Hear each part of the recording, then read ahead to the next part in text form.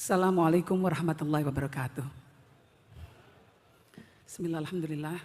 Wassalatu wassalamu ala rasulillah Sayyidina Muhammadin ibn Abdillah wa man tabi'ahu wa wala wala hawla wala quwata illa billah amma ba'd.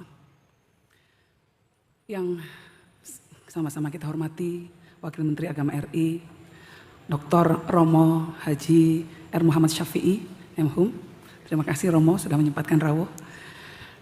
Ibu Gubernur Jawa Timur Dr. Hajah Khofifah Indar Parawansa dan Mas Wakil Gubernur Jawa Timur Mas Emil Elistianto Dardak, segenap Forkopimda Provinsi Jawa Timur yang telah hadir,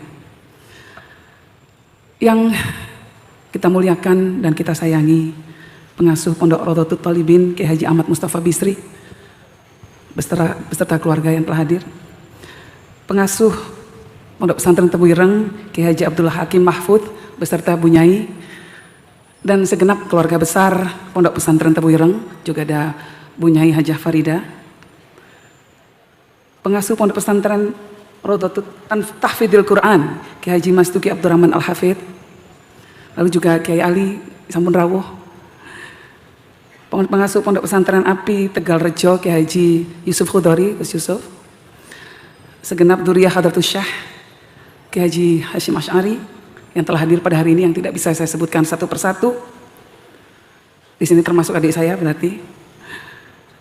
Lalu Direktur Penerangan Agama Islam Dr. Ahmad Zayadi, tim tenaga ahli Kementerian Agama Haji Jaka Setiawan, dari Sekda, dari Konsulat Jenderal Amerika Serikat, Mr. Christopher Green dan rombongan, Kasdam Brawijaya Brigjen TNI Zainul Bahar, Wakil Bupati Kabupaten Jombang Gus Salmanuddin beserta segenap Forkopimda Kabupaten Jombang, serta hadirin hadirat sekalian yang dirahmati oleh Allah Subhanahu wa taala.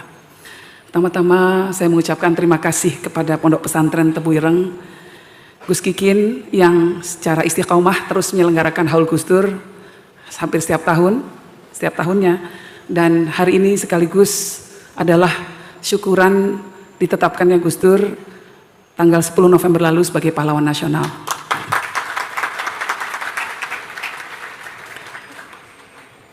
Saya juga ingin berterima kasih kepada segenap hadirin hadirat yang juga terus hadir hampir setiap tahun untuk ikut memperingati Haul Gus Dur. Semoga dengan hadirnya kita di sini, maka kita semua bisa mendapatkan barakah dari para masyayikh, dari acara haul ini, dan bisa mengambil teladan dari para ulama pendahulu kita. Bapak Ibu sekalian yang saya hormati,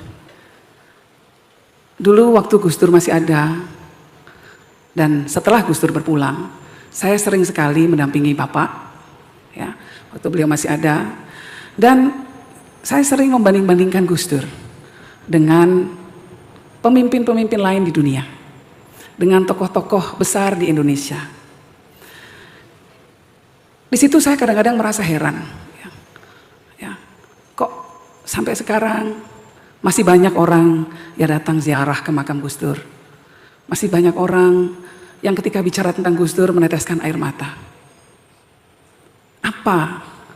Saya ingin menganalisa apa sih yang membuat Gus Dur begitu istimewa. Dan saya mengatakan ini bukan karena saya putrinya, bukan karena ujub atau apapun, sama sekali tidak. Karena bagi kami Gus Dur adalah sudah menjadi milik masyarakat. Tetapi menganalisa Gus Dur, ya, itu perlu untuk menjadi sebuah uswah bagi kita. Apa sih yang menjadi kekuatan beliau? Apakah karena beliau presiden? Tapi banyak presiden-presiden lain di dunia yang setelah tidak menjabat biasa dan bahkan dilupakan oleh sejarah. Apakah karena beliau ulama? Di banyak dunia tidak semua ulama diziarahi oleh umat Islam. Kenapa? Apakah Gus Dur karena penggemar bola atau karena apa? Apakah karena pahlawan nasional? Banyak pahlawan nasional juga yang mungkin kita hanya tahu namanya dari buku sejarah, tapi tidak terlalu mengenal kiprah dan sosoknya. Di situ saya sering merenung, kenapa ya? Nah, kalau dari hasil pengamatan saya, Gus Dur itu istimewa karena beliau adalah orang yang ikhlas. Ya, orang yang mukhlis, berjuang untuk kepentingan orang banyak, terutama orang-orang yang terzalimi. Untuk mereka kaum mustadafin, itu Gus Dur selalu paling di depan. Kami putri-putrinya biasa, kalau dulu mau bayar sekolah, minta uang ke bapak untuk bayar sekolah, uangnya nggak ada Romo, karena sudah diberikan untuk orang lain yang membutuhkan. Jadi harus nunggu, nanti ya nak, seminggu lagi setelah Gus Dur ceramah di mana dan dapat honor, baru kita bisa bayar sekolah.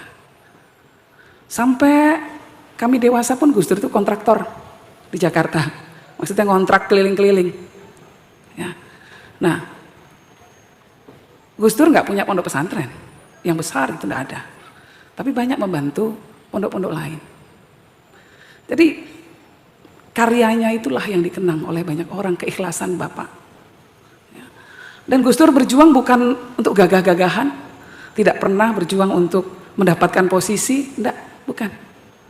Bahkan Ki Haji Mustafa Bisri mungkin paling hafal, salah satu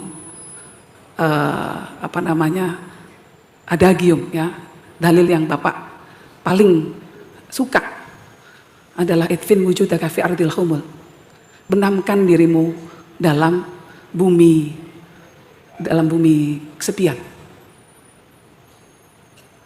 Karena yang dicari oleh Gus Dur bukan untuk gagah-gagahannya. Dan saya rasa inilah sebetulnya yang juga menjadi semangat dari Nahdlatul Ulama, keikhlasan. NU itu kaya. Kaya bukan karena kita punya uang berlimpah, bukan. Ketika Hadratus Syah Kiai Haji Hasyim Asy'ari dan para muassis Nahdlatul Ulama mendirikan NU, itu bukan untuk gagah-gagahan, bukan untuk cari posisi, bukan untuk cari uang.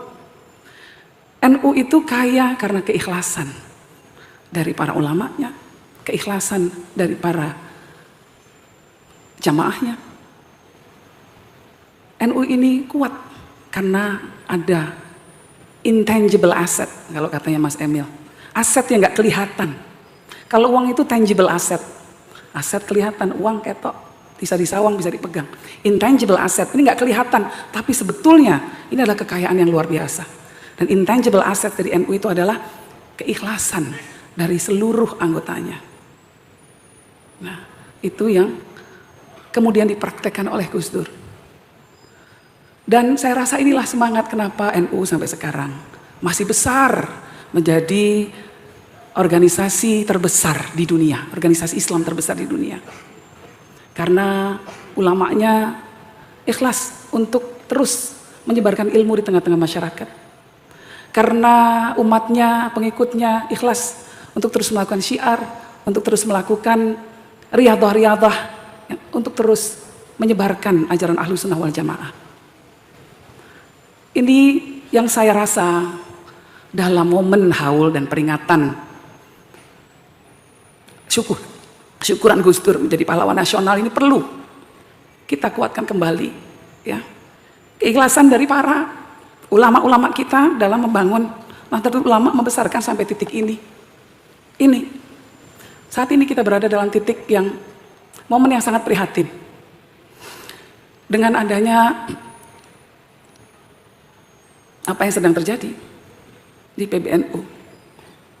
Padahal jelas NU, ya Hasim sejak awal mengatakan bahwa innal ijtima' wa ta'aruf wal ittihad wa ta'aluf wal amru alladzi lam tajhal manfaatan. Ini organisasi ini, jamaiyah ini didirikan atas dasar semangat persatuan. Semangat mahabbah antara kita satu sama lain. Kecintaan yang sama untuk terus menyebarkan ajaran Ahlus Sunnah wal Jamaah, An-Nahdliyah. Nah, saya sangat berharap bahwa apa yang sedang terjadi pada saat ini, saya rasa di sini saya menyuarakan kegelisahan banyak pihak. Menyuarakan kegelisahan umat Nahdlatul Ulama yang bingung dengan apa yang terjadi. Apalagi kalau benar yang dikatakan bahwa ini terjadi karena urusan-urusan dunia. Nyon sewu, mungkin saya akan sedikit kontroversial atau sedikit terlalu terbuka, tapi saya rasa saya perlu menyampaikan. Sebelum saya kesini tadi siang, Saya ditelepon oleh Pak Luhut Panjaitan. Lalu diajak makan siang. Dan cerita-cerita ya tentu tentang perkembangan politik nasional, tapi juga termasuk apa yang terjadi di tubuh NU. Ada satu hal yang menarik yang beliau katakan, yang saya ingin ceritakan kepada kita semua, tentu dengan seizin beliau. Jadi beliau menyatakan, sejak awal saya tidak setuju ormas itu diberi tambang. Sejak awal, maka itu saya nggak mau tanda tangan, kata Pak Luhut. Karena saya ini punya tambang, saya tahu susahnya mengelola tambang itu seperti apa.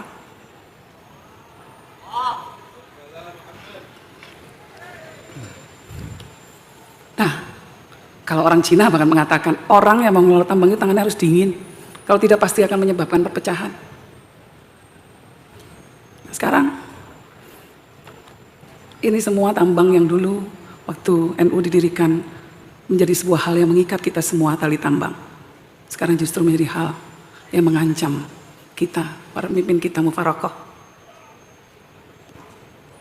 Ini harus menjadi renungan kita semua.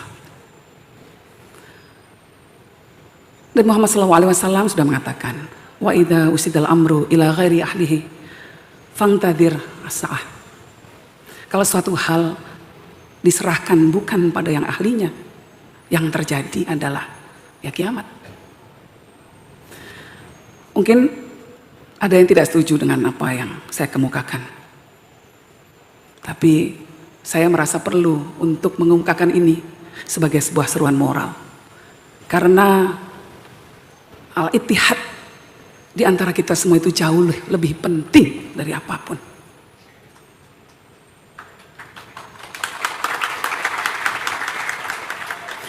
Darul mafasid muqaddimu ala jalbil masalih. Sekarang sudah jelas. Yang di depan mata kita ini ada mudarat yang besar, yaitu mudarat perpecahan. Ini yang harus menjadi prioritas utama kita. Nah, itu saya mendukung seruan dari Kiai Haji Said Agil Siroj yang mengatakan mungkin lebih baik tambang diberikan kembali kepada pemerintah. Kalau ingin pemerintah menyumbang ormas, maka lebih baik uangnya saja. Bisa dipakai untuk bangun sekolah, bisa dipakai untuk bangun pondok, bisa dipakai untuk pembangunan pesantren, rumah sakit, lebih manfaat. Tapi kalau seperti ini, mudaratnya jauh lebih besar. Jadi Bapak Ibu sekalian, saya mohon maaf kalau mungkin pernyataan saya ini menyinggung banyak pihak.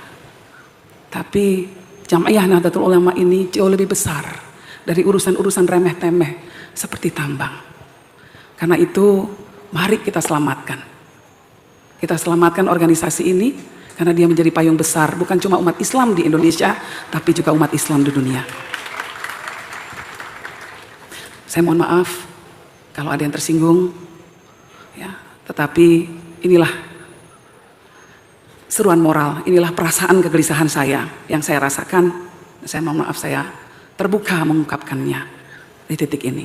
Yang lebih saya khawatirkan lagi adalah bahwa saya tanya kepada Pak Luhut, siapa yang ngotot untuk memberikan tambang? Dikatakan ada seorang menteri yang ngotot memberikan tambang. Nah, ternyata sekarang ada beberapa teman-teman wartawan mengatakan bahwa menteri itu memberikan izin tambang untuk ormas-ormas keagamaan yang berafiliasi dengan partainya. Nah, ini berarti kan NU hanya dipakai sebagai muhalil saja, alat legitimasi saja. Itu yang menurut saya harus kita cermati. NU jangan masuk ke dalam jebakan Batman semacam ini. NU besar. Tugas kita semua untuk menjaga Nahdlatul Ulama, agar kita bisa menjaga Indonesia dan agar kita bisa menjaga dunia. Mungkin dari saya itu, aku minkum, mohon maaf kalau ada salah-salah kata maupun sikap saya, dan semoga kita semua bisa meneladani keikhlasan dari Hadratus Syekh Kiai Haji Hasyim Asy'ari, para muassis Nahdlatul Ulama, keikhlasan Gus Dur yang rela memberikan dirinya untuk perjuangan keumatan. Wallahu muwaffiq ila aqwamit thariq. Wassalamualaikum warahmatullahi wabarakatuh.